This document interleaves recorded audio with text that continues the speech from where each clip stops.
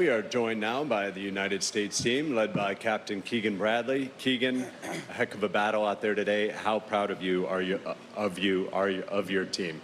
Yeah, the boys really fought today. That was incredible. I didn't expect anything different. These guys are really an incredible group, and you know they played the last 2 days when we were way down. You wouldn't have known we were way down. They looked like they were battling. Their body language was good. They were pumping up the crowd. They were, they were fighting the whole way, even when things were not looking good. And I didn't expect anything different than today, than these guys who are determined, proud, and playing for each other, playing for their team, playing for their country. And they showed the world today that really anything's possible. That was a coin flip there for a second, and never been more proud of anything in my life. Thank you, Keegan. We'll open it up for questions, starting over here on mic 1. Hey, at what point during the afternoon did you start to get the sense that the chips were falling in place to maybe make something historic happen? Let me see. About probably when Scotty was on 9 or 10, it really started to turn. And then, the boys we won the 18th hole. Those were, we had to have those matches. When we sent out Cam Young first from New York to lead us out, we had to have that match. And he went up there and in front of the whole world, in front of his home state, made a 10-footer to beat Justin Rose, who's an all-time Ryder Cupper, and got to celebrate at Bethpage Black in front of everybody. And then Justin Thomas, same thing. I mean, we had to have that. Bryson was 5 down after 6. Got that match back to even. And when with 28-3 references the other night, everything had to happen exactly the way for them to win. And it was looking there for a second like it was happening. And what a wild ride! What a fun day. 1 on 2. So maybe you cannot call it a comeback, but in terms of performance today, you can say it's probably comparable or better than Medina on Sunday. Yeah, I mean, the Europeans won one match today. You think about the odds of something like that happening, just on a coin flip would be incredible. But when you go out when there's in the sports and you're battling your butt off to win, it just shows you just how proud these guys are and how much they want this and how how much this means to them. And to watch them go out all week and hold their heads high and then go out there today and do what they did is close to a miracle. We were this close to doing this, and it was just so fun for me to sit back and watch and say on the radio, say we got to have this putt, and it went in. Or all right, now we need JT to make it, and then he makes it. It was just to be able to do stuff like that under pressure is remarkable, and to watch it up close was special. And talking about under pressure, a quick follow-up for the matches that were kind of in the middle, or JJ, or Scotty, or Xander. Were you looking at the leaderboard? Were you paying attention to what was happening there? I mean, the captain had a message for us to just worry about our own point. Obviously, it was hard not to peak when there were some USA chants ripping through the property. So, but for the most part, captain's message to us was to focus on our point and nothing else. Whether you look at the board or not, however you operate is how you're supposed to do it. So that was kind of the mentality that I think all of us carried today. We'll stay there on 2 with Sean. For Justin, you had one of the early matches, and I imagine some of the most adrenaline of your life coming off of 18. Like, in the moments that follow, it just felt like something was building. So, what is going through your head? What are you telling your teammates? How are you deciding where to go to watch more golf? I felt like I saw you on 3 different holes. What is that like?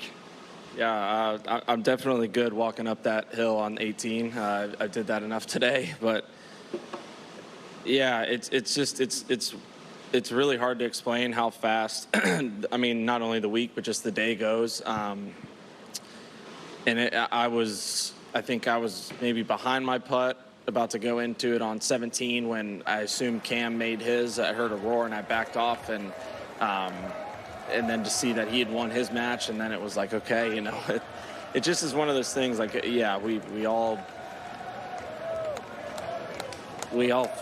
deep down, I'm sure we felt like we could, but in reality, you look at it, it is what it is. But it just like Keegan said, everything just kept happening and happening and happening, and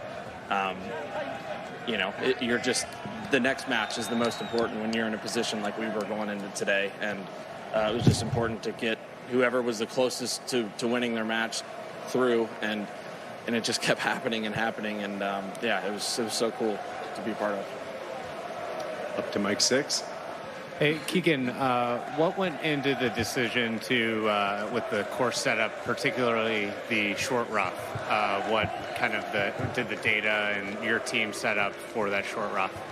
Yeah, I mean, we tried to set the course up to help our team. Obviously, it wasn't the right decision. I think anytime you're the leader of a team or you're the captain or the coach or whatever, we talked about this last night, you have to take, you're going to get the accolades and you need to take the blame for when things don't go well. And I definitely made a mistake on the course setup. I should have listened a little bit more to my intuition, and we, for whatever reason, that wasn't the right way to set the course up. We didn't expect the greens to be this soft. They were as soft as I've ever seen greens without it raining, and then, especially here, it can get pretty firm, and they never firmed up. You said your intuition. Did the data say to cut the rough? No, I mean, we sat, or I did, and looked at a lot of info, and we thought this was the best way to set the golf course up to win. You look at past Ryder Cups, and that's kind of how it goes. But sometimes you got to make a decision on what to do. And if I could go back, I probably would have changed that. But the Europeans played just incredible golf. Doesn't matter how you set the course up when you play that well and you perform at that high level. I mean, that's as high of a level as a Ryder Cup team has ever played on for those 2 days, I think. And when that happens, they just beat you sometimes. Up to Mike 10, please. Hi, Keegan. You talked yesterday about some of the Super Bowls and, the comebacks that told you that this was possible. I just wondered when you sort of gave that message to your team, what reaction you saw from your players that sort of reinforced that belief that this could be possible. Yeah, I think, I'll tell you what, we were talking with the vice captains last night when everyone went to bed that the team really believed they could win. I was honestly pretty surprised. I was on a team that got smoked, and we did not have that feeling. And when we went to bed, I was just astonished at how these guys were like, we're going to win this. And they believed it. They weren't just saying it. And, I could see the belief in their eyes. I could see it this morning.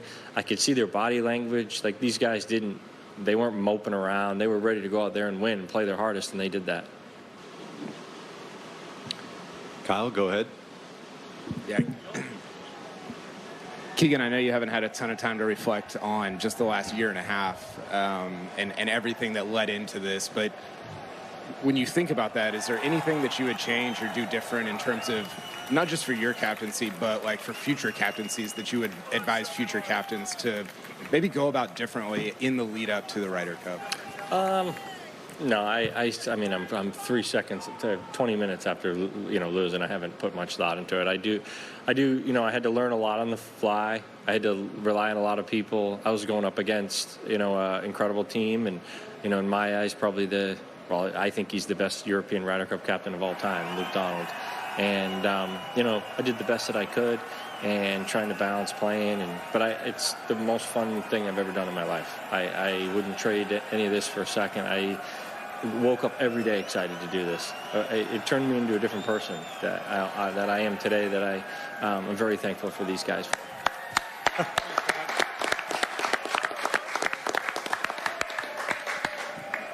Up to Todd. Keegan, right here. I know Victor was injured and Harris unfortunately had to set out. This has been a long tradition in the captain's agreement. Would you wish that this would be looked at to maybe find an alternative if a player is injured moving forward? Yeah, it has to change. Do you have any ideas? I have a few ideas, but I'm not going to tell you right now. But I mean, the rule has to change. I mean, I think it's obvious to everybody in the sports world, in this room. Nothing against Victor, but that rule needs to change by the next Ryder Cup. Over to here, both of you on 13. Gentlemen, obviously not the outcome you were looking for, but I'm just curious if each and every one of you guys realize truly how proud the American fans are of you guys and the performance you put on today. Do you guys have a sense of that, what's going on the other side?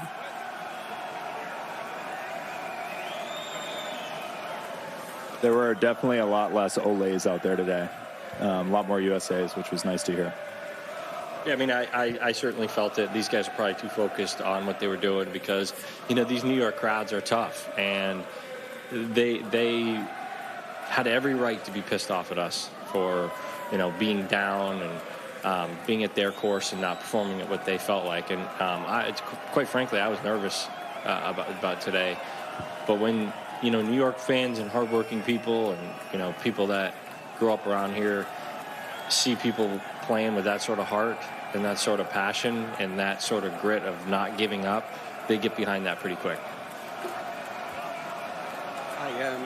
Question for Justin. Justin, you were active yesterday in whipping up the crowd before the game against Rory and Shane Lowry, and you witnessed the abuse that was dished out to them, and you also saw, I'm sure, that there were police dogs brought in and there were extra state troopers. How close do you think we're getting to a position where the safety of golfers, both US golfers and European golfers, is in danger?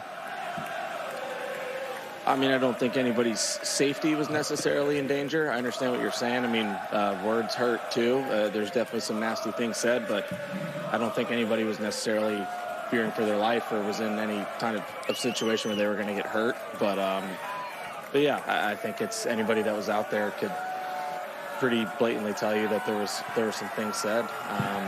And yeah, it was, I mean, I said it to Kim and I said it to Shane and Rory yesterday that we felt for him. It was, you know, it was unfortunate. And Cam and I just wish that we gave them something to cheer for instead of people to cheer against. I think that was kind of the main consensus of the last 2 days, and we weren't giving them enough to cheer for. And they were just trying to help us win, but I guess that's the New York fans for you. Up to Paul on 18. Scotty, back here, just wondering the range of emotions you went through this week, you know, obviously ending it on a positive, but struggling through the first couple of days. Yeah, I mean, emotions of the week. I think you're always really excited to get these types of events started.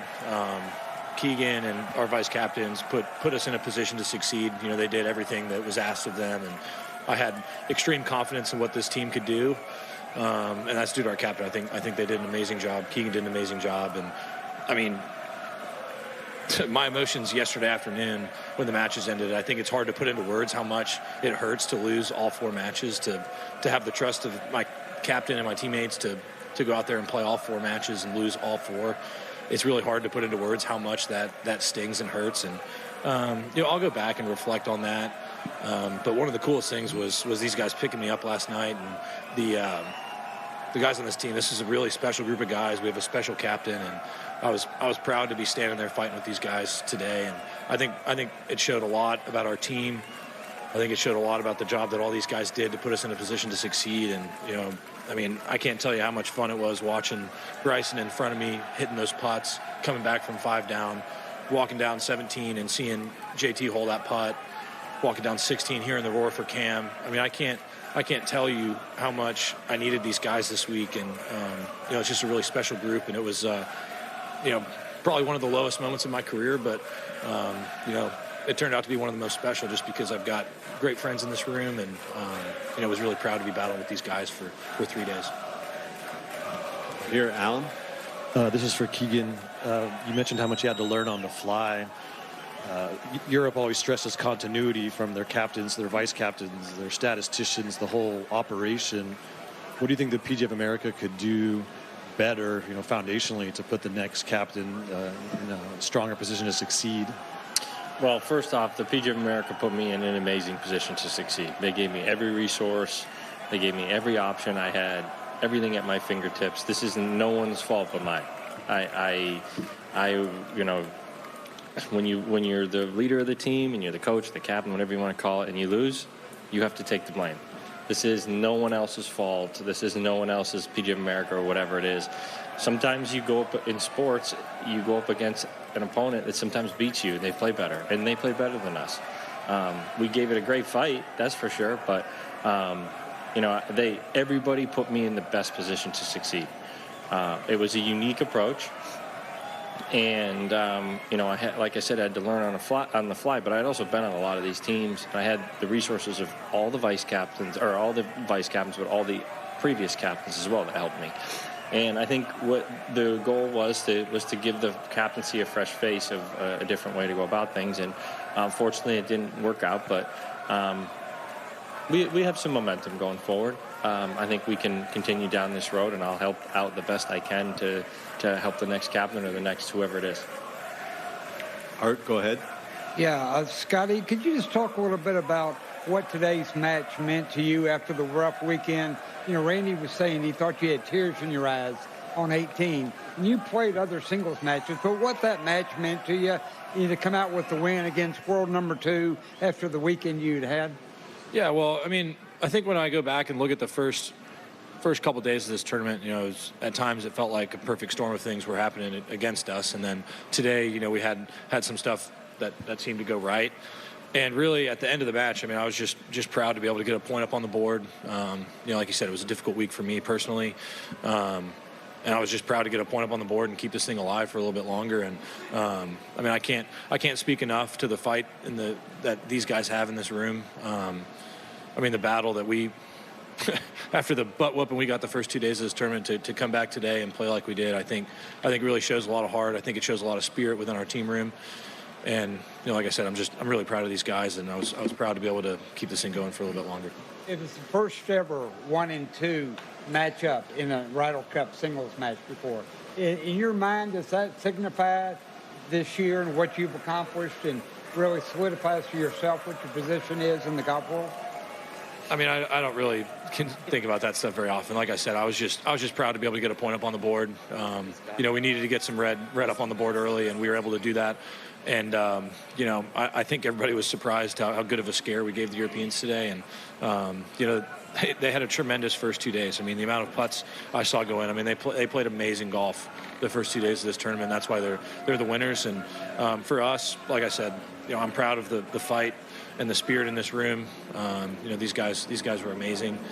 Our whole team. This was an amazing team, and I'm obviously pretty gutted to not be sitting here as the winning Ryder Cup team. But at the end of the day, Keegan, our vice captains, the PGA of America, everybody put us in a position to succeed. And at the end of the day, just wasn't able to get it done. Over to Shane. Over here, question for Keegan or Scotty or Russell. Really small question, but I noticed on Friday and Saturday a different player teed off on number 1, and was just curious what went into switching that. I'll just keep it rolling. Russell and I felt like with the way the golf course had changed, we had anticipated the golf course playing a certain way, and then things changed for us. Kind of when you see it in competition, I think it was more important for us to have a little bit more length off the tee. And then Russell, with the way he hits his irons, felt like we had a better chance with his lower ball flight of getting the ball in close. That was really all it came down to. It was just really seeing the golf course in competition as we were playing it. When we got done on Friday night, my Teddy and Andy, when I went down in the team room to go cold tub, they were sitting there at the table, and they had brought up the idea of us switching. And the more that they kind of looked at it, we felt pretty strongly that would give us a better chance. And, I think it did. And most of that was just the nature of how much the golf course changed. And, Russell is a guy that hits a ton of fairways. And we just felt, I think, a little bit more length off the tee was important. And I obviously don't hit as many fairways as Russell. And so the rough this week wasn't as penal, I think, as we anticipated. And so when you see it in competition, I think that's part of the kind of ebbs and flows and of really team golf. Dumb question, sorry for the fault. Do you ever, in those situations, go talk to the scouts guys, like the stats people, and get their opinion on that? Or is that more of like we're going to decide among ourselves? No, first person I called was, I think I called Gary, and he didn't answer. So then I called Webb, and Webb answered. And we just talked through it for about 3 or 4 minutes. And I think he was in the room with you. And was one of the scouts in there? I don't even remember. But I don't either. Yeah. It was just one thing that Russell and I felt like could give us a better chance on Saturday, and we went with it. And, we did our best. I'd like to have that wedge shot on 18 back, and yeah, I don't really have much to elaborate on that. Dylan? Yeah, for Cameron and Bryson, you guys had kind of opposite days, I guess, but both had pretty special matches coming down to 18. I was wondering if, you could each just take us through your experience of the day. Yeah, obviously went through kind of a range of emotions just through the whole day. Got off to a good start and kind of felt like nothing could go wrong. And then Justin Rose started doing some interesting things, made some putts on me, and all of a sudden feels like I'm just going to give it away. And then, to have a putt there on 18 to get a full point for the team was all I could have asked for. Like all you guys have been saying, it was a day of trying to put a point on the board, and went through a lot of different things, but happy to have had that opportunity on the last hole. Yeah, today I didn't get off to the best of starts, and Matt was playing really well. It's one of those situations where I didn't play bad. I just didn't have anything go my way. 3-putted 3, and just didn't really get anything going until number 8. He gave me a little glimmer of hope, and I took it. And, it was one of those situations where I just thought back to what Xander said. It's not over till the whistle blows, and I wasn't willing to give up for this team. They've been so amazing to me this week, and for however long I've known myself to be on this team. They've just been incredible, and I couldn't give up for these guys. And so my thought process was to just keep swimming, just keep moving, and keep fighting back. And I fought my ass off today for this team, for this country, and we all fought hard today.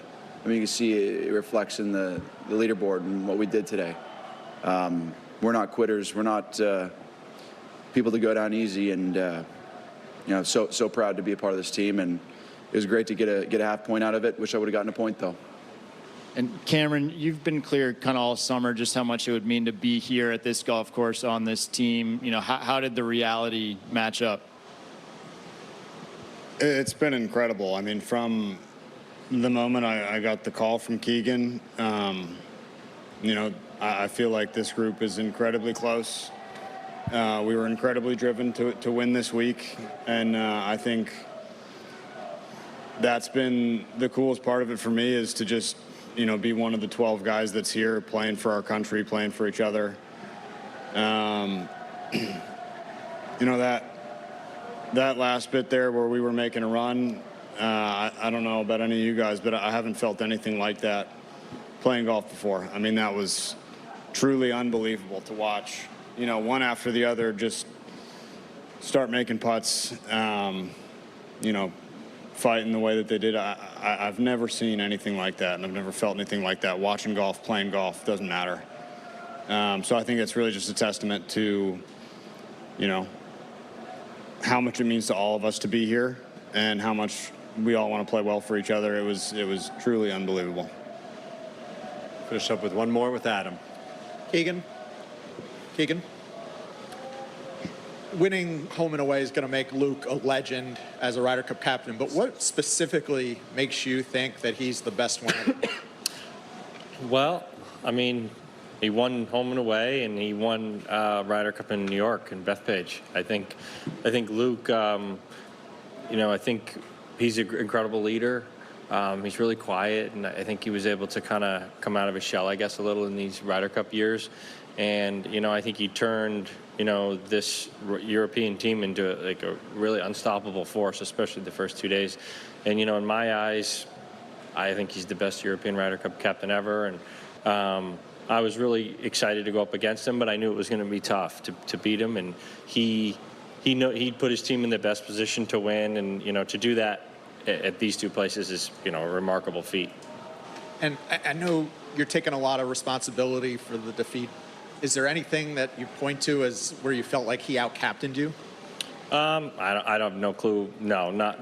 I don't know. We need to make more putts. That's what we needed. That's what Keegan needed to do. Make us make more putts. That's what you need to do. I don't. That's right. I think in a lot of ways, when you're the away captain, there's a lot less decisions. So when you're the home captain, you got to set up the course, and I wish I could have some of those decisions back. I definitely feel I made a few mistakes there, but it's tough to tell that it's going to rain before the Ryder Cup. It's tough to tell sort of the way the course is going to be when we're here. We didn't want the greens to be like this soft. They were perfect, but and the grounds crew did an incredible job. But I got to take responsibility for this outcome for sure. Thanks for your time, guys. Thank you.